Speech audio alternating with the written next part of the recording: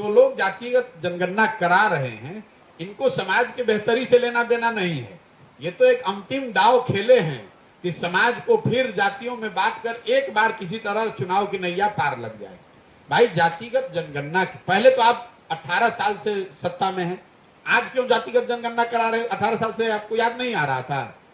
दूसरी बात, अगर जातिगत जनगणना आप करा रहे हैं, जनगणना आपके विषय का, राज्य सरकार का विषय ही नहीं है।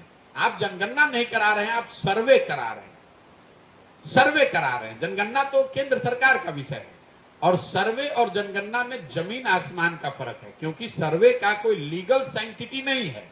इस बात को कभी सरकार ने स्पष्टता से नहीं बताया कि सर्वे का जो रिजल्ट आएगा उसकी मान्यता क्या होगी। उसकी मान्यता तो कुछ है नहीं, कुछ जानकारी। तो सर्वे तो राज्य सरकार कभी भी करा सकती है।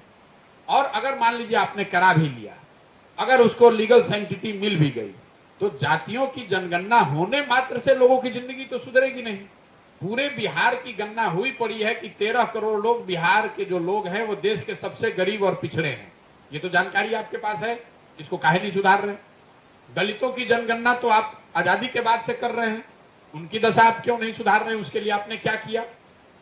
मुसलमानों की जनगणना करी हुई है, दलितों के बाद बिहार में सबसे ज्यादा गरीबी और फटेहाली से मुसलमान भाई जूझ रहे हैं, उनके लिए आपने क्या किया?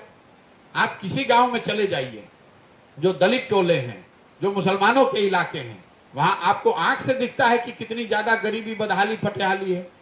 तो ये जनगणना कराने और जो जनगणना के विरोध में जो लोग हैं, मैं उनको सुझाव दूंगा कि आप विरोध मत कीजिए। क्यों विरोध कर रहे हैं? भाई समाज में कोई वर्ग अगर सही मायनों में पीछे छूटा हुआ है, उसकी संख्या ज्यादा है और उसकी गणना हो रही है, सरकार सर्वे करा रही है, तो कराने दीजिए।